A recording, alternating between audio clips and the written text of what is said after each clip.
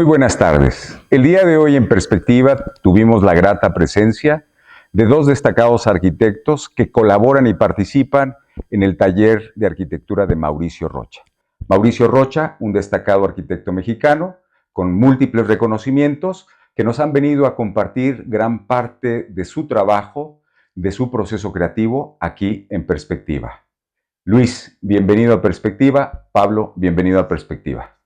Gracias por su presencia. ¿Cómo se siente?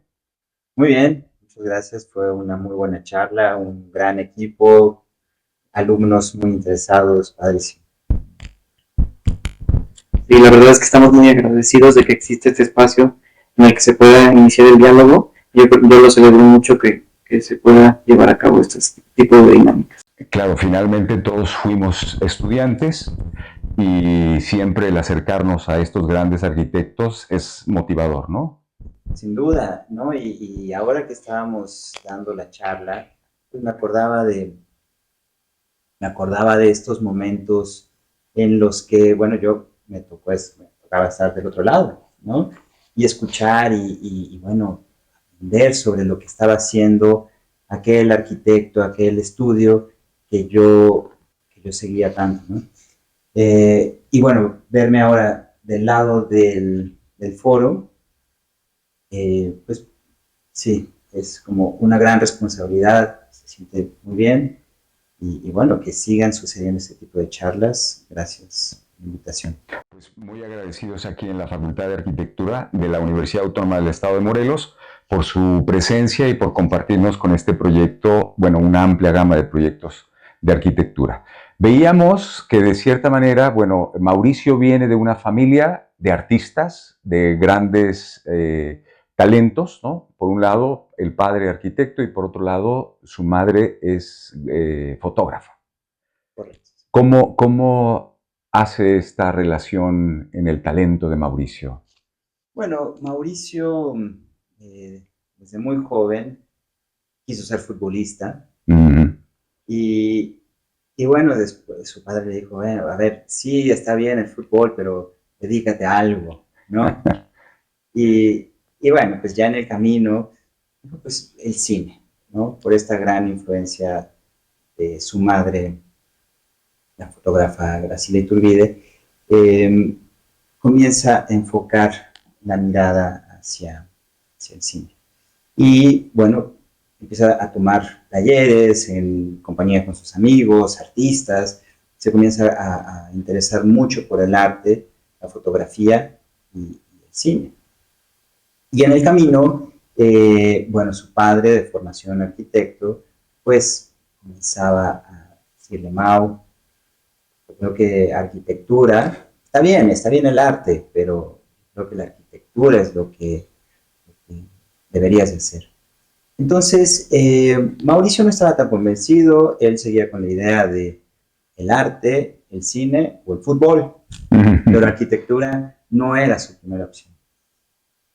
Ese momento en que Mao debe tomar la decisión de hacer una carrera y, bueno, pues por azares del destino y también en conversaciones de su padre con su maestro, su compañero, que después fue maestro de Mao y maestro de muchos de nosotros, Humberto Ricalde, comienza a tener esta conversación, por favor, habla con mi hijo Mauricio sobre el arquitecto. Entonces, sí, es gracias a Humberto que tiene este acercamiento y le dice, a ver, Mauricio, inténtalo. Inténtalo, haz un primer año y no pienses que al momento de elegir arquitectura dejas lo otro, porque la arquitectura tiene una gran relación con las artes, con el cine. Entonces, gracias a ese gran tutor, a ese gran maestro, Humberto Ricalde, pues Mao comienza a incursionar en la arquitectura sin dejar el arte y la foto, dejando un poquito más de lado la idea de ser cineasta, pero conservando este contacto con el arte y bueno, no dejando de jugar fútbol a nivel amateur, ¿no? Entonces, bueno, ese es un poquito sí, como el trayecto de Mauricio para llegar a la arquitectura, que no fue por convicción propia, sino más bien como por sugerencia, ¿no? Y bueno, yo creo que eso es uno de los grandes elementos que lo marcan y que le hacen pensar como piensa en la arquitectura. Claro, yo veía en las entrevistas que le han hecho, es un hombre que tiene una palabra florida, ¿no? Veo justamente ahí a un arquitecto en el sentido de su poesía arquitectónica emana justamente del pensamiento, de un pensamiento crítico. El espacio que va a proyectar es un espacio justamente en esa correspondencia, ¿no? Que quizá hay muy pocos arquitectos que puedan tener esa capacidad. Y, pero también veo una constante en la obra de Mauricio, ¿no? Lo veíamos en la plática. Hay un predominio en el uso de los materiales. Y decían y explicaban una razón muy importante, ¿no? Porque hay proyectos que en el paso del tiempo envejecen muy rápido y hay proyectos que en el paso del tiempo se mantienen Mejor. perecederos, ¿no? Así. Me parece que la obra de Mauricio es así, en ese sentido, ¿no? El uso de los materiales naturales como la piedra, el tabique, no envejece, se mantienen. ¿Es así? Yo creo que además de que es así, el tiempo le añade una pátina que es algo característico que se busca y que lejos de evitarlo y lejos de que sea un problema, es una virtud en la obra de taller, ¿no? Y eso es algo muy interesante porque se ve reflejado en todas las obras de esta oficina, ¿no? Obras que ya tienen 20 años, hay unas que han agarrado una pátina, que es una capa de complejidad que no estaba presente en su inicio, pero que ahora es muy importante para esos proyectos. Sí, sin duda. A ver, la selección de los materiales va muy de la mano con el análisis y la investigación del sitio. No es un material que venga del otro lado de la República o del otro lado del mundo si no lo podemos conseguir cerca. A veces por condicionantes del cliente, mantenimientos, etcétera, se tiene que recurrir a un material extranjero o foráneo.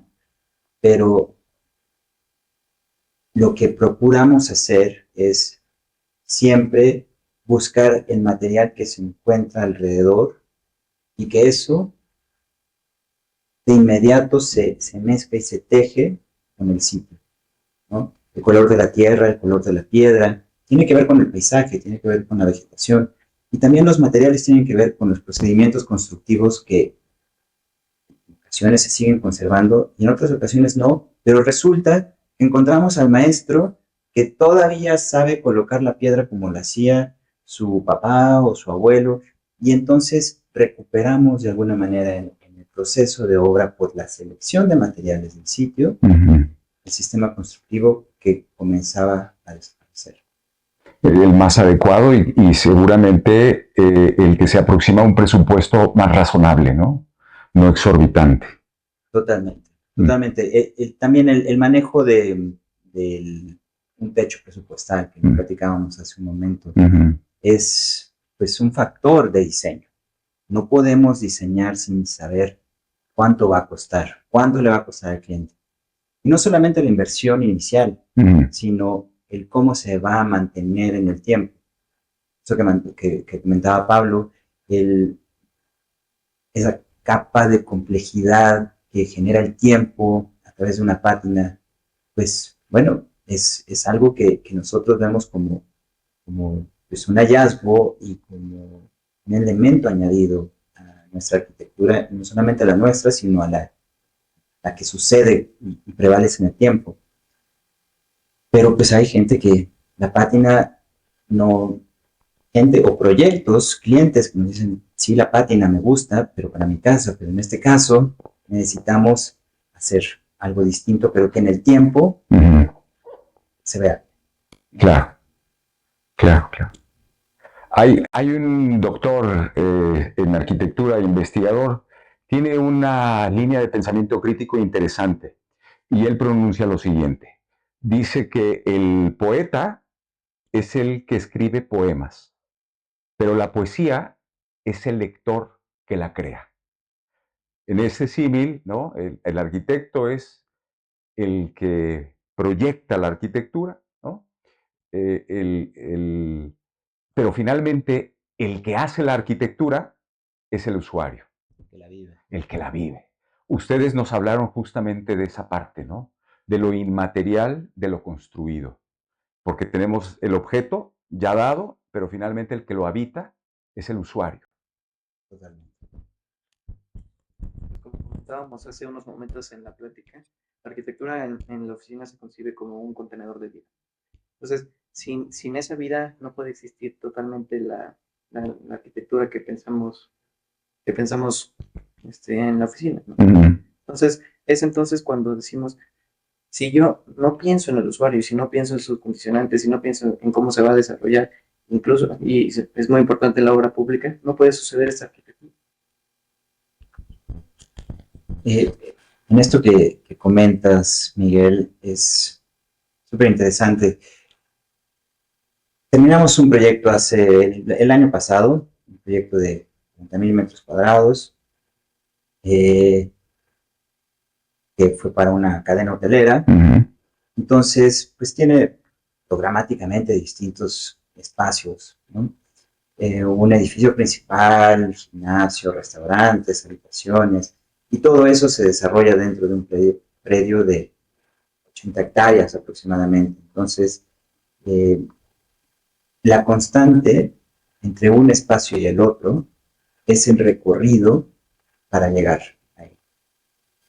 Me preguntaban alguna vez que en una sola palabra cómo definiría ese proyecto, ese edificio, y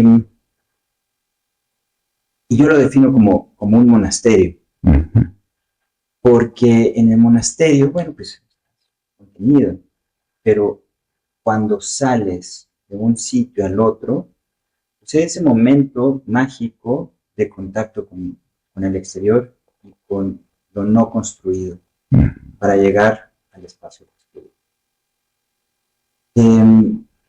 La sucesión de escalas, de ritmos en la luz, en la sombra, de pronto encuentras reflejos de agua sobre alguna superficie en donde no sabías que existía un cuerpo líquido por allá, y pasa una ráfaga de viento. Es ahí donde la construcción de lo inmaterial comienza a cobrar sentido, donde los materiales no son los que ocupan un espacio, sino los que abordan el vacío, anuncian el vacío, que te hacen saber que estás en un espacio abierto, en un espacio cerrado, con el paso de la luz, o cerca hay un elemento de agua por el sonido, por los reflejos, hay cierto frescor en el ambiente porque algo está sucediendo. Un túnel de viento que comienza con un muro pequeño y en el recorrido, sin darte cuenta, bajas una rampa y el muro te quedó en el mismo nivel y ahora quedas contenido entre dos elementos. El sonido se evoca el silencio y se encuadra el paisaje. Es ahí donde pienso que sucede la poesía. Y la magia, ¿verdad? Vamos a un corte y regresamos para conocer ese secreto detrás de esta magia, de este embrujo, de esta alquimia. Lo de hoy, primera emisión, únase a nosotros para comentar juntos y con nuestro equipo de noticias el acontecer diario en el estado de Morelos y sus alrededores. Todos los días a través de nuestras redes sociales, en Easy, Canal 10 y en su televisión abierta, el canal 10.1, Dix Televisión. Lo invitamos a la segunda emisión de Lo de Hoy Morelos, un espacio informativo, veraz y oportuno, donde usted estará bien informado. Acompáñeme de lunes a viernes por el canal 10 de ICE y en el 10.1 en Dix Televisión.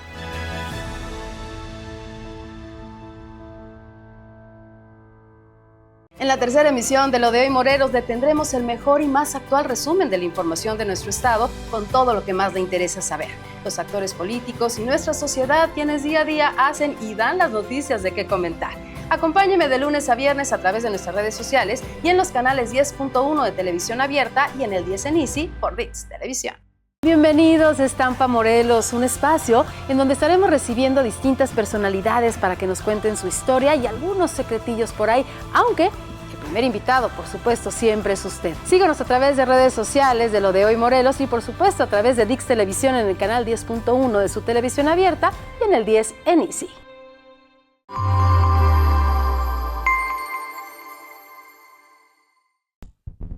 Continuamos aquí en Perspectiva y estamos charlando con dos grandes talentos, Luis y Pablo, del taller de arquitectura de Mauricio Rocha. Pablo, antes de ir al corte, escuchábamos a Luis que nos contaba justamente esa magia, esa recuperación de los materiales que se convierten ya no en el lienzo, sino en la escultura habitable, en esta magia. ¿Cómo funciona esta magia en el taller y en el proceso creativo? Pues afortunadamente en los años que he formado parte del taller de arquitectura, que son un poco menos que Luis, bueno, bastantes menos que Luis, he podido darme cuenta de que los materiales con los que se trabaja en este taller no son tangibles, no es que tú digas, es que si tiene piedra va a ser el exitoso y eso es lo que va a hacer tener éxito en ese proyecto. Los materiales entonces en ese sentido son la luz, es el sonido, es el olfato, es la penumbra. Entonces, esa serie de materiales son las que van construyendo la obra de taller de arquitectura. Muy bien, me recordaste, y lo mencionaron en la charla, a Louis Kahn, ¿no? Este gran arquitecto judío que de cierta manera hace un juego de luces y sombras y proyecta la arquitectura a partir justamente del recorrido solar, ¿no? Sí, hay una anécdota muy interesante que me pasó justamente con este arquitecto, en un arquitecto que es ejemplo a seguir para todos nosotros. Y es que yo cuando asistí por primera vez al Museo Kimbell, yo tenía una expectativa alta, pero todavía siendo estudiante no tenía la conciencia de que podía ser un espacio que me conmoviera a ese grado, ¿no? Entonces yo llegué un poco en blanco, sabiendo cómo era el proyecto, un proyecto caracterizado por bóvedas, pero ahí fue donde yo percibí los elementos intangibles y la perfección y la maestría de ese espacio. Un espacio en el que la luz hacía sombras, asombraba el sonido del agua, que tú estabas en el vestíbulo, bajabas, se perdía el sonido de la fuente, pero ya escuchabas el de las hojas o los árboles. Entonces, ese tipo de experiencias fueron las que me empezaron a interesar con respecto a ese arquitecto, ¿no? Y a otros que también generan ese tipo de experiencias. Que pocas veces se puede disfrutar de una arquitectura, ¿no? De pronto, en la formación de nuestra profesión de la arquitectura, es necesario estudiar las diferentes épocas y manifestaciones de la arquitectura, ¿no? Pero esta belleza de la que nos hablas, que es justamente el mundo sensorial, pocas veces se logra en los espacios. Es muy difícil, sin duda ¿No? alguna, porque no estás trabajando con algo que puedas ver a simple vista. Claro. Y que seguramente una fotografía no nos lo transmite, ¿no? Difícil, sí. Es como el cine mudo, casi. Sí, es complicado. O sea muy bella la foto, no termina de hacerle justicia al espacio, porque pues, en una foto no puedes sentir el paso del viento que acaricia la piel. Claro. ¿No? ¿Cómo sucede la magia en la arquitectura? Tiene que ver con muchos factores, Miguel. Y es un ejercicio constante dentro del taller. ¿Cómo? No lo sabemos. Es la investigación, es la base de nuestro quehacer arquitectónico día a día. No nada más con los proyectos nuevos que entran a la oficina, sino en el proceso del cómo se construye. También estamos involucrados porque también ahí es como se construye esa magia. Hay muchas cosas que no puedes calcular. Puedes calcular la escala, puedes calcular las orientaciones, puedes calcular muchas cosas por los datos que tienes a la mano. Pero ya cuando está ahí, pues sucede que hay un árbol que por las tardes se llena de golondrinas. Y entonces, ¿qué acciones puedes tomar en el momento para que la arquitectura sea el vínculo para que ese momento mágico que ya existe siga sucediendo, ¿no? Eh, es estar ahí, trabajando constantemente, pensando, rayando, jalando el lápiz y cuestionándonos todo el tiempo. No hay una sola idea. Hay una idea, 2, 3, 4 que nos llevan a más. En algún momento hay que empezar a tomar decisiones, si no, pues sería un trabajo infinito. Pero lo que es importante es que en esa búsqueda podamos encontrar las mejores variables para un fin que es espacial, es el vacío. Claro. Y con eso dicen que un proyecto nunca se ha terminado, ¿no? Solo se te acabó el tiempo. Es por eso que el taller, y es algo que me impresionó muchísimo, yo no tenía previsto, es que se hacen variables sobre la variable, del barandal se va a hacer 10 variables, de la butaca se van a hacer otras 50 variables. Entonces es algo muy interesante porque justamente estamos luchando siempre contra ese tiempo que termina tu proyecto porque nunca se termina. La búsqueda de la mejor solución habitable, Exactamente. ¿no? Oigan, el despacho, el taller de arquitectura de Mauricio tiene muchos colaboradores. ¿Cómo es esa selección de colaboradores? Porque sé que seguramente nos está escuchando, nos está viendo algún estudiante y quisiera deseoso de poder acercarse y poder participar y poder aprender. ¿Cómo puede ser ese camino? Bueno, de muchas formas. Nos ha pasado que desde una conferencia que damos se acercan a nosotros arquitectos. Me gustaría tocar la puerta y ver si hay oportunidad de trabajar dentro de la oficina. Entonces, esos primeros acercamientos, pues, son fascinantes porque ya ahí se muestra bueno, salirse de la zona de confort y decir, bueno, pues aquí están, voy a hacerlo, ¿no? Nos mandan también currículums por correo, es un poco más, es más informal, es medio electrónico, que a veces pues llega una cuenta que estamos monitoreando todo el tiempo, pero en ese pues, vacío de información, por llamarlo de alguna manera, hay muchas solicitudes y se puede perder la información. Y luego, pues así, llegan directo a la oficina, ding dong, y dejan el currículum, portafolio. Son como los procesos, pero cuando hacemos una selección, yo me encargo de hacer las entrevistas. Y en la entrevista logro identificar como muchos factores de quién es la persona. Desde pues, cómo presentan sus propuestas, qué es lo que presentan. Les doy un espacio de 3 minutos para que me digan, a ver, de tu portafolio, elige un proyecto. Y en 3 minutos, explícame por qué es el proyecto que elegiste. Entonces te das cuenta que muchos se preocupan por el tiempo. Entonces van muy rápido y tratando de abarcar pues, lo más que puedan. Y hay quienes no llegan a los 3 minutos, pero me dicen, pues a mí me gustó esto porque aprendí a meter la luz de otra manera, ¿no? A un baño. Y ya está. Hubo un chico que me dijo, pues yo no voy a elegir un proyecto, sino una maqueta. Perfecto, vale. Y me habló de la maqueta, la vi, pues una maqueta ahí como que ya se estaba cayendo en la foto. Y me dijo, aquí aprendí a hacer cortes, aprendí a hacer, bueno, ya me comienza a hablar de como ciertas destrezas y puntos de inflexión o puntos de interés de esta persona. También hago preguntas como a nivel cultural. ¿Qué es lo último que has leído? ¿Qué cine te gusta? ¿Qué es lo último que has visto en pantalla grande, pantalla chica? ¿Estás leyendo ahora o no? Toda esta parte cultural que también se teje con la oficina. No nos gusta hablar solo de arquitectura.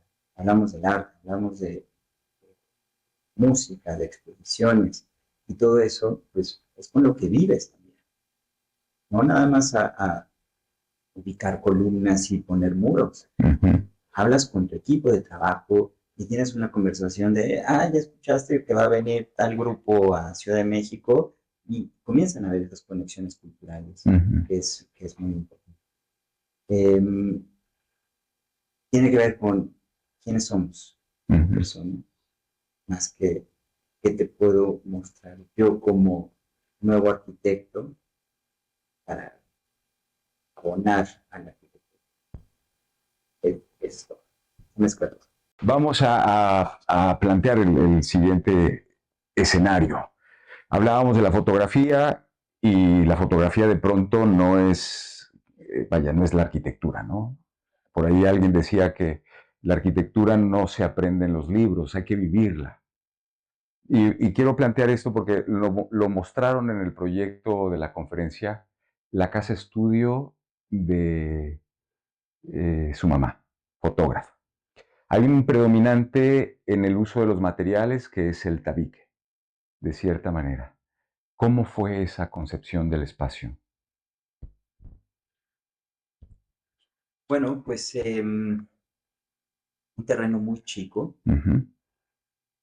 Graciela necesitaba de un estudio, de un lugar al que pudiera llevar a sus visitas, amigos, que estuviera fuera de su casa, y una habitación para invitados.